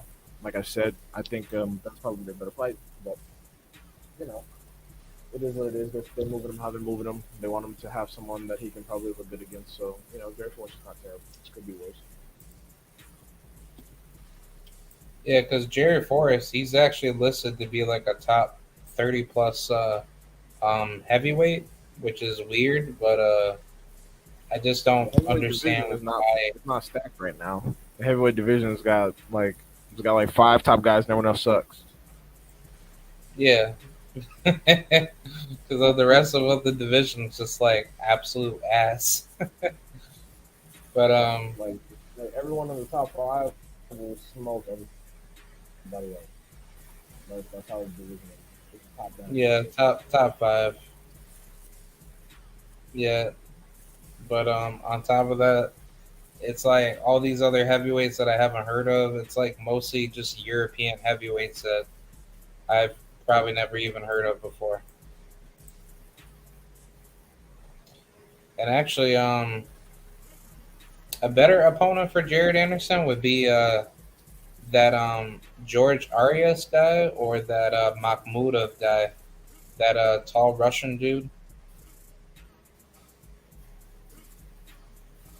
Ooh, I like George Arias too. Yeah, George Arias. Yo, he is so good, dude. Like, or honestly, no. I also want to see Lanier Perro. Perro will beat his ass, hands down. Oh yeah, they never make that. Perro beat the shit out of Jared Anderson. And I also want to see Dakari Scott face him, but I think that fight needs like a little bit of building. But on top of that, like I'm down to see Jalalov too. I think Jalalov would stop him. Jalalov, That's not good. What? Like people keep talking oh about yeah, that. like Dude. you think Jared would just sleep his ass? Dude, he's not good. He's not good. Him and that other motherfucker. What people keep talking about? Makhmudov or whatever the fuck. These dudes aren't fucking good. They're just big. Yeah. Both, you know who they both remind me of. Um, They both remind me of Zerto with less speed. They're not fucking good. It's 2.0. like maybe Makhmudov or whatever his name is has an opportunity to be good because he's a big ass tank, but Jalalov's not good. He's not good. I don't know what the fuck people keep talking about. Like these are the same people that tried to convince me that Hergovich was some kind of boogeyman. He's not good. These dudes are not good. Ergovitz is like he's in such a bad spot right now. Hergovich is like, dude, like anybody could come up and take him out. Like he's not like, dude. I knew Hergovich wasn't shit. I'm trying to figure out what because Michael Hunter didn't want to fight him at the time. Or 40-year-old Luis Ortiz didn't want to fight him at the time. It's the same bullshit as when they were saying Triple G was avoided. Who was avoiding him? Oh, Miguel Cotto, who went on to fight Canelo, who whooped Triple G's ass 2 times, and then old ass Sergio Martinez, who was like 50 and recovering from a knee injury. It's like, bro, you guys try to put the boogeyman label on anybody. It's like, ugh. Yeah, they try to do the same thing on on Cotto to say that Canelo beat a prime Cotto, but he he never did. Like Cotto was like at the tail end of his career, so if that was like a prime Cotto, Canelo wouldn't have fought him. Yeah, I just get irritated sometimes because Cotto went on to fight a dude that's better than Triple G. Canelo has proven that he's better than Triple G. So how you gonna say Cotto was ducking someone when he fought the better guy? Yeah, Cotto fought every opponent coming off of good victories or just great performances in general. Yeah, not to mention if Triple G had knocked Cotto the fuck out, how much credit was Triple G gonna get? Very little because Cotto, like you said, was at the end of his fucking career. So much like Triple G, he wanted to retire and get the payday. And it's funny because people will say, "Oh, somebody was avoiding Triple G," but they don't want to talk about how Triple G has been avoiding Jamal Charlo his entire fucking career. Like, get the fuck out of here. Yeah, Jamal Charlo would have knocked out Triple G right away. He would have knocked Triple G the fuck out the first time they fought. Yeah, and then that's why Triple G never made any mention to him. But he'll be like the first one to say, "Yeah, man, I'll knock Floyd Mayweather out." Floyd Mayweather, he would be easy money for me. And it's like, why are you calling out a guy that's a natural welterweight, or just like Floyd was never making any mention to Triple G, but Triple G will be the first one to call out somebody that's smaller than him. But anybody that's bigger than him or just as big as him, he keeps his ass quiet. Triple G's a pussy. Yeah, moment he wasn't down to fight Andre Ward, he told me everything I need to know. I was like, yeah, all right. Oh, Andre Ward versus who was that one good fighter back in the day? I think him and Jermaine Taylor and Bernard Hopkins and James Toney, that would have been lit. Like a different sort of Super 6 tournament or something. Yeah. If they were able to basically fight each other, yeah. Oh, yeah, it would have been cool. I mean, shit. If we had fought those Andre Ward fought those people in his prime, I don't know if we'd be talking about Andre Ward how we talk about him now. Yeah. But like as far as like his skill set goes, do you think he's like that type of guy to be like, undisputed over every single fighter? Shit. Out of the people that you named? Yeah. Nah. James Toney probably beat his ass. And Bernard Hopkins will probably decision him, to be quite honest. If we're talking the prime versions of these people, and James Toney would knock them both the fuck out. Yeah, I even think Gerald McClellan would knock his ass out. The prime version. Andre Ward? Yeah. Yeah, probably. But it's not like Ward has like a shitty chin. It's just that, when you bring him to let the late game situation, McClellan is strong as fuck. Yeah. Yeah, no one's talking about Andre Ward's chin here. McClellan is strong as fuck. And he's fast, he's agile. And I don't think Ward will punch hard enough to keep McClellan off. Yeah, I just think Andre Ward, whenever he talks about his accolades, like people don't really realize, like, you weren't really fighting in like heavy loaded divisions. So, your best wins was like against like what, Kovalev, and then he beat that Dominican guy, right? Oh, he's got some decent. He's got some solid wins. Like, I would say that Brock, Bika, Kessler, Archer Abraham, Oh Dalton. yeah, Kessler. You know, he's got a certified resume. I think, like I said, his total career is well, no, and also Darnell Boone. So his career is Oh yeah, Boone. Darnell. Yeah, his career is Boone, Kessler, Bika, Abraham, Frog, Dawson, Barrera, and then Kovalev twice. And then that's it. Yeah, Chad Dawson was at the best fight. Yeah, he knocked Chad Dawson the fuck out. Yeah, that was a good fight while it lasted. But wasn't Dawson like out of his prime already? I don't recall that. I don't remember how old Dawson was at the time, but I mean, shit.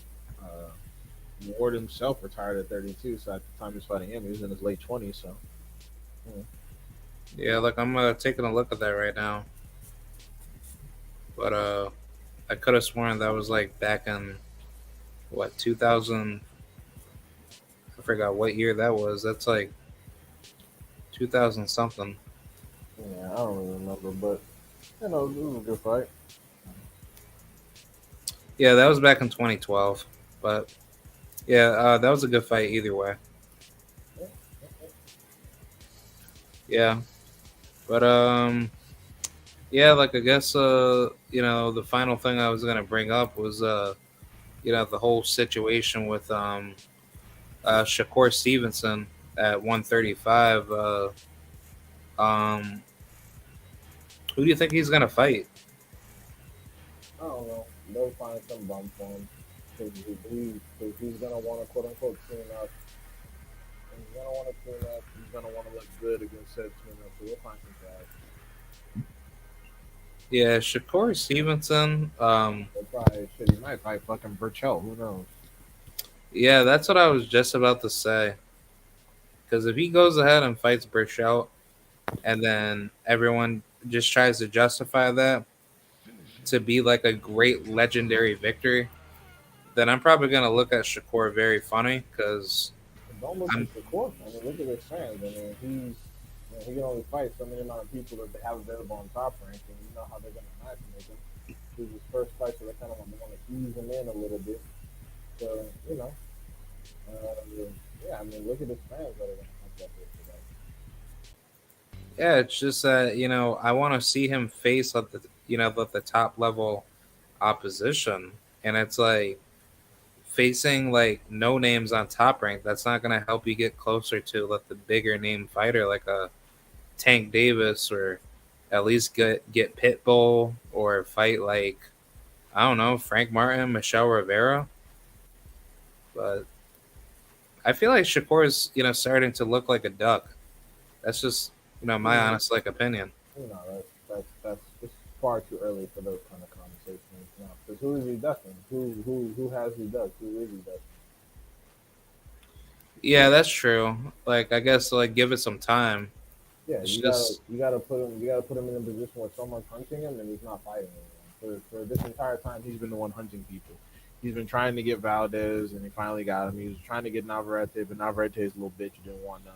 So he's been trying to fight all these people. So right now, you got to give it some time for some people to for some people to call him out and let him maneuver differently. No one has been calling out Shakur the same as no one's been calling out Devin Haney. So you got to give some time on that. yeah, yeah. Like I think that's a fair like assessment because I think what's gonna end up happening is like Devin's gonna go ahead and fight Lomachenko, in which I don't think Devin needs to fight him. But if that does happen, uh, I think Devin should just have all the advantages over Lomachenko, where he's guaranteed like a victory to just beat his ass, and then move up, and then the division will be left wide open for I don't know like Shakur, maybe Javante, like if he wants to be serious about getting titles, and then maybe Pitbull. I think Isaac Cruz. He's gonna get lined up to fight for like a vacant belt for the WBC, and then Shit, after speaking of that, taking WBC belts, I've just seen that Oshaki Foster and Ray Vargas just got mandated to fight over the vacant WBC belt. That is a good ass fight. Yeah, like I brought that up with you, like I think like weeks ago, but I think Oshaki's gonna beat him. But if he does have I a don't know about all of that. really, you think he's gonna lose to Vargas? Dude, people have been taking Ray Vargas lightly his entire career. That's why he hasn't lost. Ray Vargas is a goddamn beast, man. He's Bro, tall. if he beats Foster, like that's like pound for pound, like type of skill wise performance. He's he's actually like putting in that work. You know what I'm saying? Ray Vargas has been underestimated his entire career. People say he's boring and he can't punch, but you know what always happens when they say fighters are boring? Those fighters don't lose. Yeah, because he's putting in that work to be successful. Like people say Mayweather, Ward, Haney, and Bivol are all super boring. Guess what? People can't beat them. Yeah, true. I don't know, man. I'm gonna have to do some film study, but that's not sweet. That's not an If easy fight Foster, for O'Shaki. if Foster beats Vargas, that's going to be one of his best wins, but Oh, that's going to define. that might be the best one of his fucking career. If he clips Vargas right now, who just made some pretty decent work of Max Io, oh yeah, that's because Yeah, honestly, like Ray Vargas versus Gary Russell, I don't care what nobody say. That's a close ass fight. And Gary Russell, if Ray Vargas would have fought Gary Russell with that hurt shoulder, Ray Vargas might have whooped his ass bad. Luckily, Maxio can't box because Maxio's not good. He can't box at all. Maxio, he almost got stopped. Yeah, I had no faith in Maxio to beat Ray Vargas at all. I knew Ray Vargas was going to walk over his ass. Ray Vargas got knocked down because he keeps his left hand down. But with more power coming up in weight, I don't know, because Ray Vargas comes from 122, so hopefully O'Shaki will have the size advantage and maybe the power advantage. But Ray Vargas is quick. He throws a lot of punches, and he follows that Nacho Bearstein system of heavy pressure. Heavy pressure, Yeah, O'Shaki is a southpaw. educated pressure. Yep. O'Shaki is a southpaw, and I'm trying to see like I watched a few of his fights. He's good. Yo, Shaggy's 5'8.5". He has a 72-inch arm reach. Yeah, he's more boxer than puncher. 19 wins, 11 knockouts. So they got around the same amount of power. It's just gonna come down to activity. And Ray Vargas throws. That's a tough fight. Yeah, that's a tough ass fight. I don't think I'm gonna root for O'Shaki. I'm gonna go team Ray Vargas. I don't know. I haven't made my pick yet. I gotta watch tape on them both. But all I'm gonna say is I understand O'Shaki has a lot of fans. I know people say he would have gave Shakur Stevenson some work, but Ray Vargas is not to be taken lightly. And the fact that a lot of people are sleeping on him, that's why he hasn't lost yet. Yeah, that's gonna be difficult. That's why he has not lost, because people don't take him seriously. They say he's boring. They say he can't punch, and then they end up getting their ass whooped. Yeah, because if he gets hurt by Ray Vargas, that's probably gonna be trouble. Because every time when Vargas hurts somebody, and I don't know, like if you see it, like I see it, but he presses you like absolutely insane, and the work rate just starts to get a lot higher, and he starts hurting you with like shots that you don't even see coming, and it looks like he's just throwing flurries, but he's actually looping those shots in, and then he curves it in while he lands it on you, and it's like I think it's just due to that that coaching from Nacho Bernstein, like you said, because Nacho's such a great trainer where he actually teaches you how to like develop, but the right power shots that are actually good to like actually knock somebody out. And I think if Vargas, if he capitalizes on hurting O'Shaki early game, I think he could probably knock him out. I think so. Well, yeah. Well, Vargas has the ability to knock anybody out just with the amount of punches he throws. But O'Shaki is not someone who you can easily just hit. He's very slick. He's very good on the inside. He goes to the body very well. He's a good counter puncher. So it's just a lot of. Oh, no, O'Shaki's not a southpaw. I apologize, O'Shaki. I'm sorry, you're not a southpaw. Yeah, he's a orthodox. Yeah. I don't know why the fuck I thought it was. I think I was getting him and Shakur fucked up. But yeah, no. I mean, personally, I don't think he would have beat Shakur. I just think he would have gave him some good work. But But yeah, no, with Ray Vargas, this is not Ray Vargas is big. Like he's just really big and he's really quick. So it's very hard to Honestly, he could But yeah, fight at no, that's not. 135 I or understand. Like I said, Oshaki has a lot 140. of. He's a I very think he has, big I super don't know about featherweight. 140 because yeah, I don't know about 140 though because he has a really bad habit of dropping his left hand and he probably gets smoked by some damn body. Like Ray Vargas is the type of dude that Devin Haney probably knock out. Yeah, Ray Vargas. So there's he's there's limits. There's limits to everything. He's real tall and he's real skinny, but no, yeah, 135 definitely. That'll probably be where he ends his career.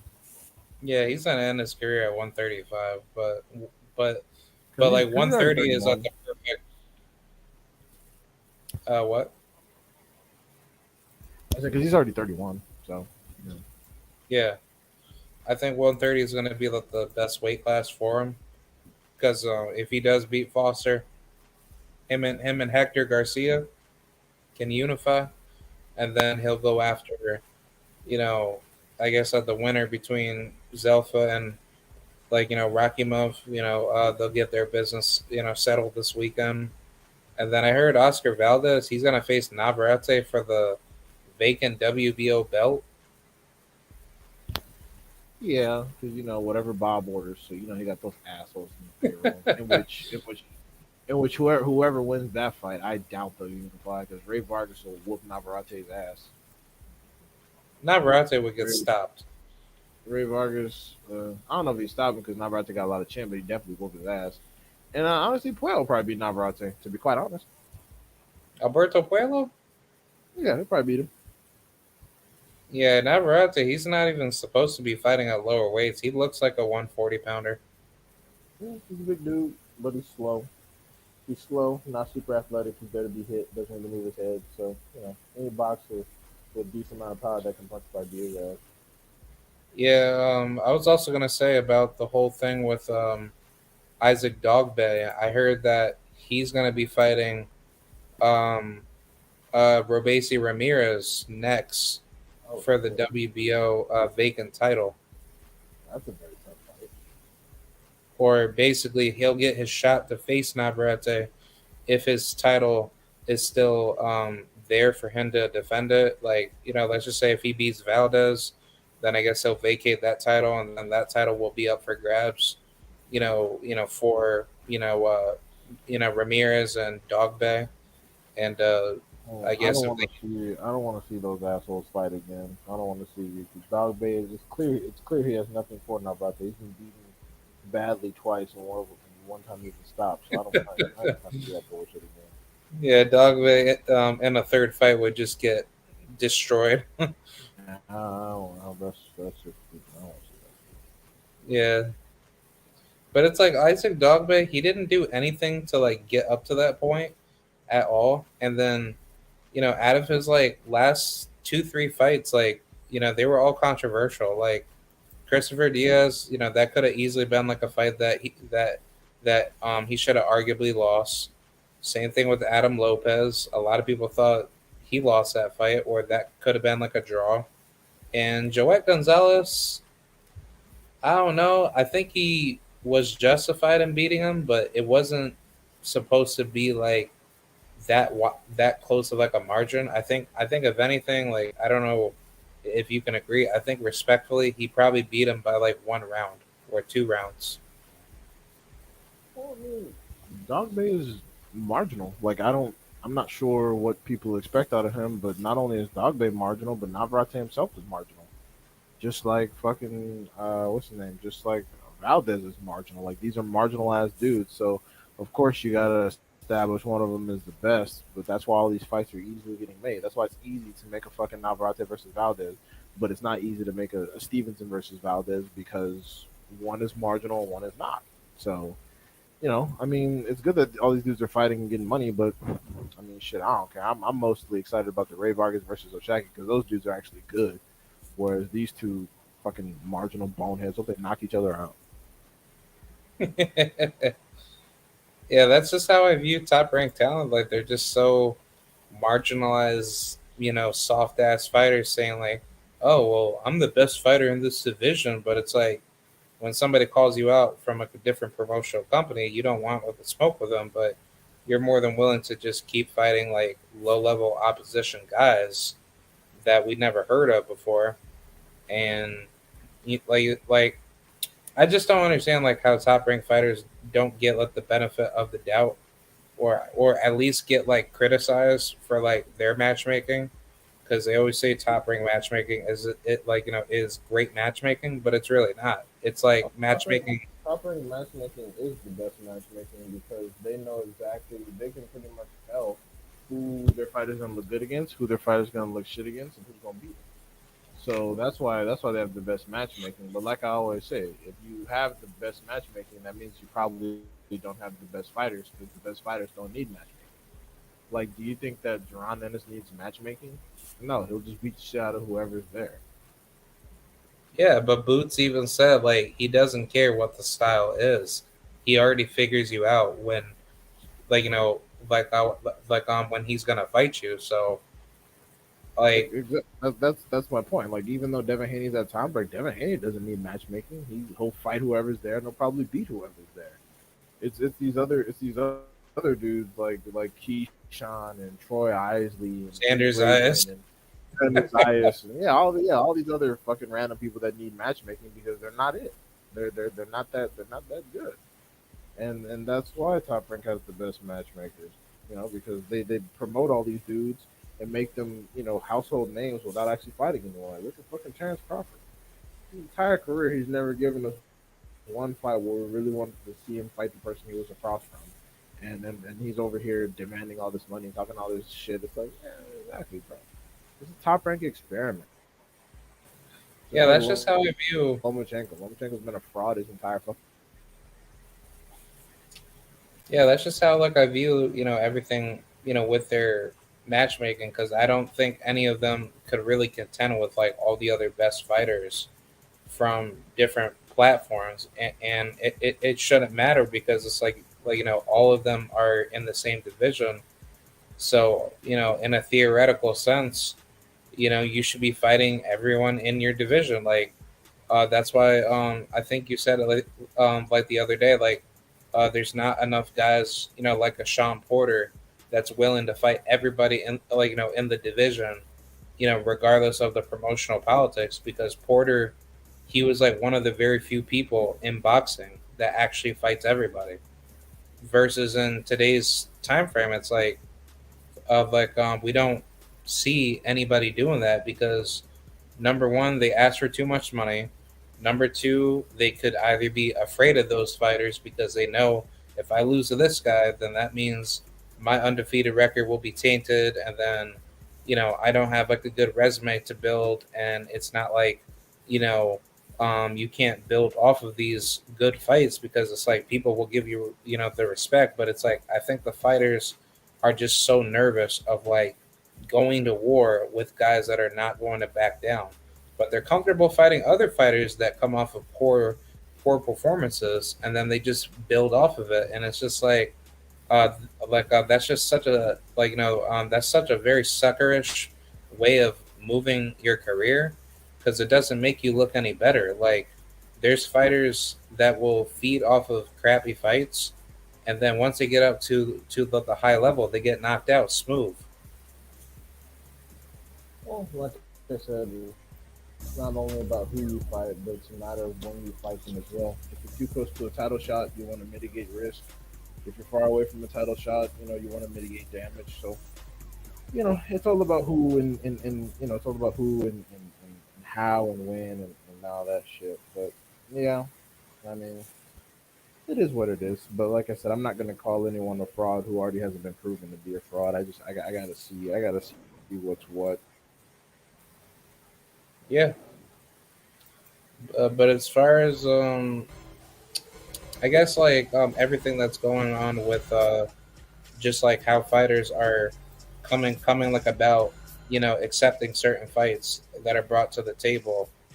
Um, do you, is it fair to criticize a fighter when they're fighting an opponent that shouldn't even be there in the first place but yet they're trying to go for like a title. So it's like, to the dumb casuals perspective, they would expect every fight that they take, they're gonna get up to the harder portion of those ranking ladders. But it's like, in all reality, they're really not doing that. Well, I mean, it's up to first of all, it's up to the fighters. Fighters have to actually want to fight the best. Then it's up to promoters to make sure they act on the fighters' wishes. And then it's up to the sanctioning bodies to make sure we actually get quality fights. Like Ray Vargas versus Oshaki Foster is a really, really good competitive fight where it's legitimately 50-50. The winner could literally be anybody. And because of some vacant titles, we're getting that. Like, if the WBO had any fucking sense, they would strip Crawford's bitch ass and have fucking what's the name and have Duran Ennis and Virgil Ortiz then mandate them to scrap over vacant WBO. But no, we bullshitting and deciding what the fuck Crawford gonna do. So now he's over there holding the belt hostage, fighting apple cider vinegar. Like, this is the bullshit. Bro. Yeah, Fighting so David Amnesia. yeah, nobody gives a fuck about that weak shit. Like, nobody fucking cares. So yeah, it's up to it's up to all these parties to actually want to fight people. But first and foremost, it comes down to the fighter. The fighter has to want the best fights, because if the fighter wants the best fights, they can usually get them. I say this about any type of situation.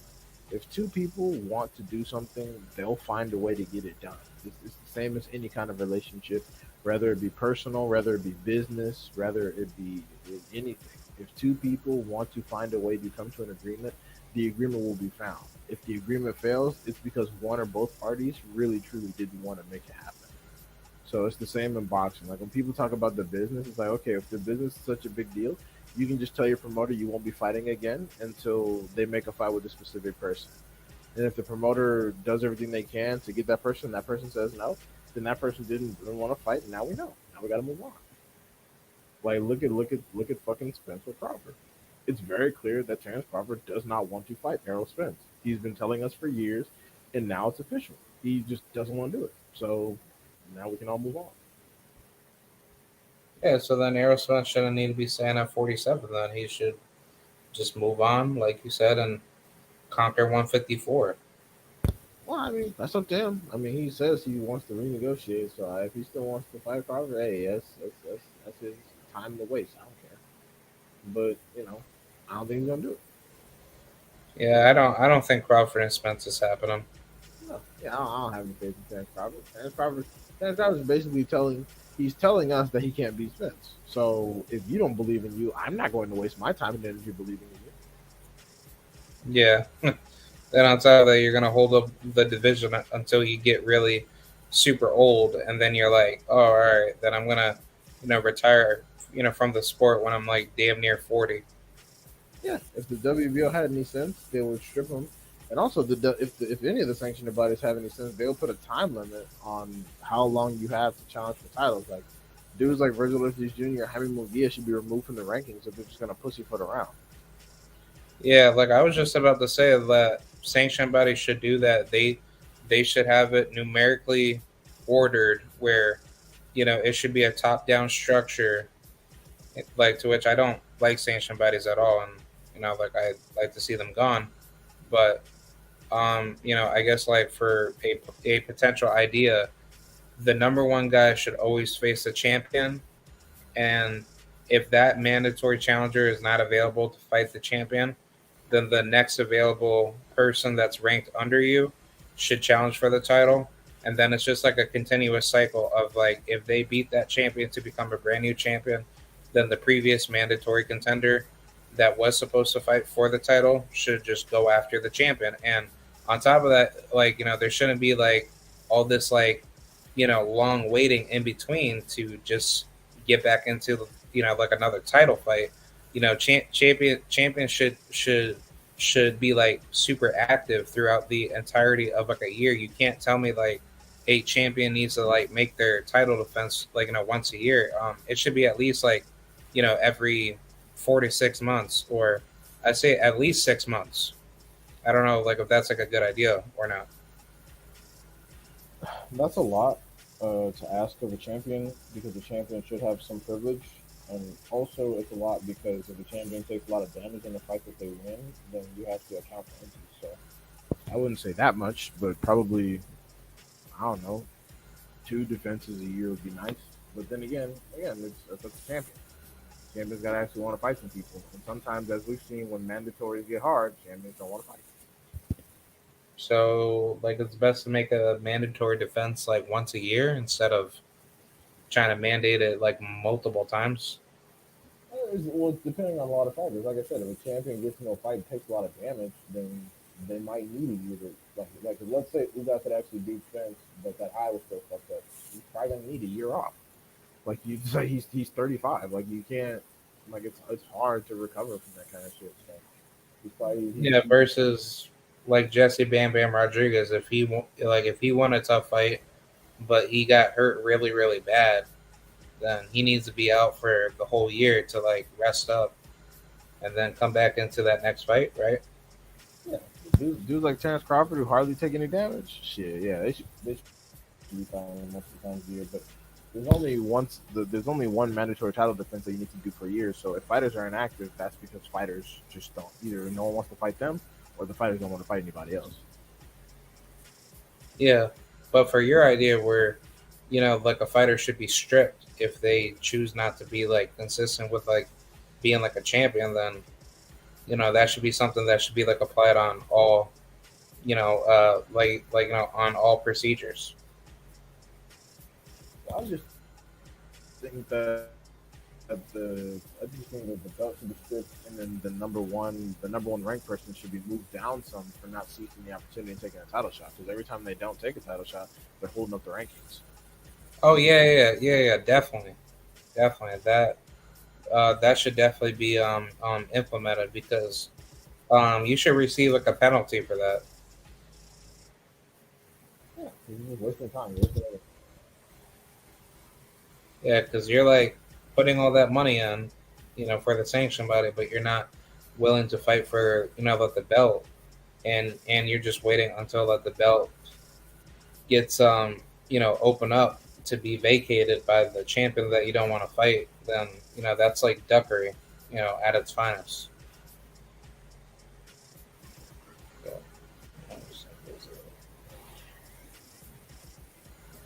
Yeah. Yeah, exactly. Yeah, like I found it surprising that Jaime Munguia, he's fighting like an absolute nobody. Why is that surprising? That's what he usually does. Oh, what for Jaime? Yeah, that's what he always does. He usually fights nobody. Yeah, he's fighting like a 21-5 fighter from Argentina. Can't punch I either. don't know how he's been able to keep his number one ranking for so long. Yeah, I don't understand how he's been able to keep his number one ranking for so long without fighting anybody. That's just aggravating. Yeah, he's never held like a world title since that Saddam Ali victory.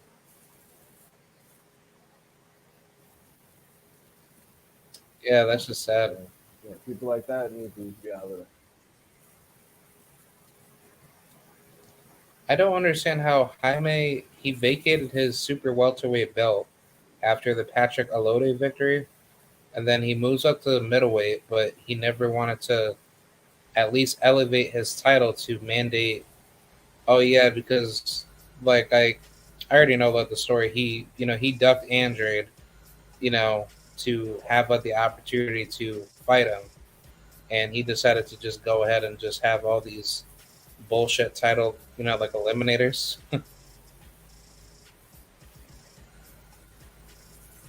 Yeah, Jaime, he wanted to fight Triple G. I feel like Triple G probably said hell no, and then he didn't want to fight Charlo. Canelo left the division, so it is what it is with middleweight. Yeah, middleweight's boring, man. But yeah, I think that's about it. Like we chopped it up for like a good 2 hours. But I think that's it for our little conversation. All right, understood. Thank you very much for having me on.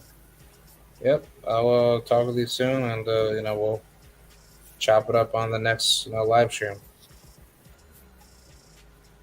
For sure. You have a good one. Yep, send you. All right, y'all. Thank you for coming through. For anybody that came through, shout out to D-Hive. And yeah, man, I had a good time. Definitely could have talked way longer, but I think that was a good conversation to have. Appreciate you guys for coming through.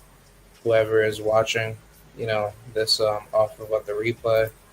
Don't know if Tim was like coming on through about the panel earlier. I wasn't too sure if that was him, but yeah, shout out to Tim, aka Mr. Skywalker, and yeah, man, I'll just keep continuing to keep giving you guys this fire content, and yeah, I'll see you guys later. Thank you guys very much, and peace.